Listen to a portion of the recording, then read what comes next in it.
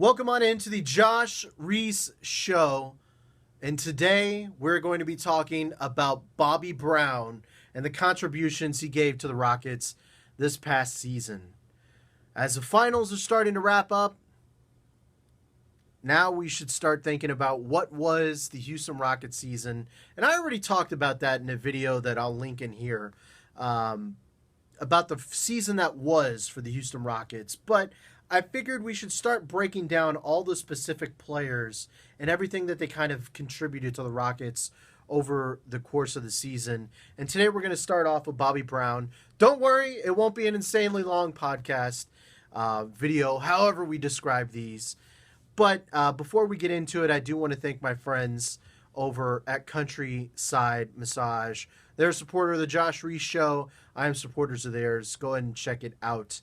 But let's just get on into the summer that was Bobby Brown. I kid. Bobby Brown, when he was signed, I'll be 100% honest, really knew nothing about Bobby Brown. And as the season grew on, the only thing that I think I really learned about Bobby Brown was that he can shoot three-pointers. He likes to write on the Great Wall of China, and he is a friend of James Harden. Not really sure if I was supposed to learn more from him, but that was pretty much all that we saw from Bobby Brown this year. He played in 25 games. He averaged under 3 points a game, 2.5 points. But whenever he did get time, he did convert shots. He shot 40% from three, and I believe towards the end of the season, he even got some really, really big playing time. He didn't start two games down the stretch, but he played in a game. I believe it was the Kings and the Clippers on the West Coast as the Rockets were wrapping up the season, and he ended up playing 25 minutes more. I think he played in 25 minutes one game and then 30 minutes the next game, and scored a bunch of points. When he was in there and the Rockets gave him time, he hit shots. And you would see this during blowout games. Bobby Brown would come in and hit shots. He just made shots. And you really started to think and wonder, maybe Bobby Brown could get a little bit more run with the Houston Rockets, but he never did. One of the things that I thought was funny, can't remember which game this was. I believe it was against the Suns. Rockets are destroying the Suns, destroying them so badly to where Bobby Brown and the deep bench come out midway through the fourth quarter.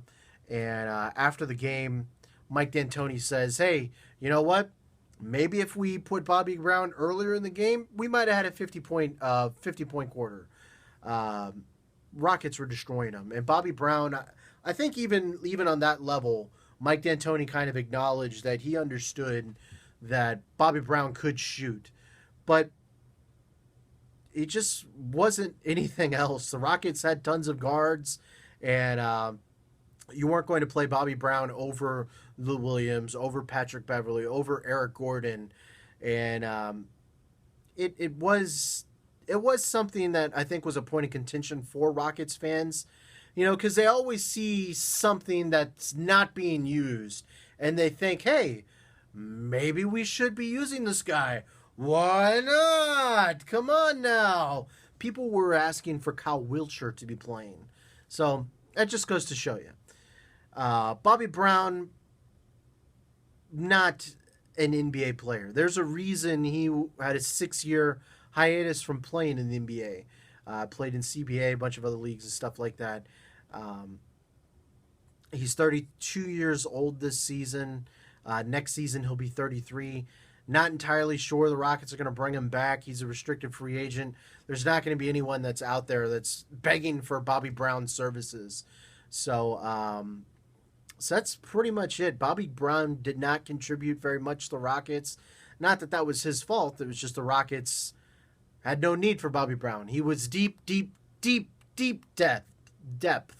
The only way he would have seen the floor was if Patrick Beverley, Eric Gordon, Lou Williams, everyone else got injured in front of him. That's when the Rockets would have been, oh shit, we need to play Bobby Brown. But Rockets never really ran into deep injuries to where they were forced to use him. In fact, he ended up getting cut in December because the Rockets thought they were going to be signing Donatas Motiejunas. And once that dropped off, they ended up re-signing Bobby Brown for the remainder of the season. But it just goes to show you the Rockets were not really that concerned about Bobby Brown's playing potential on the team. They're willing to drop him out of a dime of a hat to get Demo back. That being said, the Rockets were really wanting Demo back at that time. So, not really sure what else there is that could be said about Bobby Brown's time with the Houston Rockets. A lot of people do wonder if he will be back next season. I mean, there's no reason, I guess, not to have him on the team. If anything, he provides an emergency option that could score points.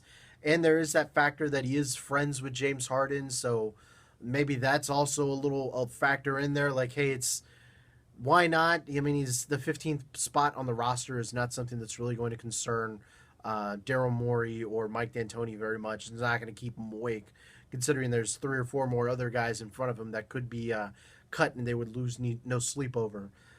So we'll see. Bobby Brown, I would reckon if I'm putting gun to my head, I would reckon Bobby Brown comes back next season.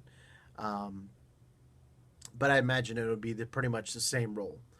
Look for him to play very, very, very, very little and in blowouts either one way or the other. But that's pretty much all for Bobby Brown. Feel free to leave your favorite Bobby Brown moments, however few and far between they are, on this video. I'd love to find out what people thought about Bobby Brown and the contributions that he gave the Rockets this season. So feel free to leave those, and I'll interact with you guys on there. But I appreciate you guys for giving this video a watch. Feel free to share, like, and subscribe, and we'll catch you guys next time.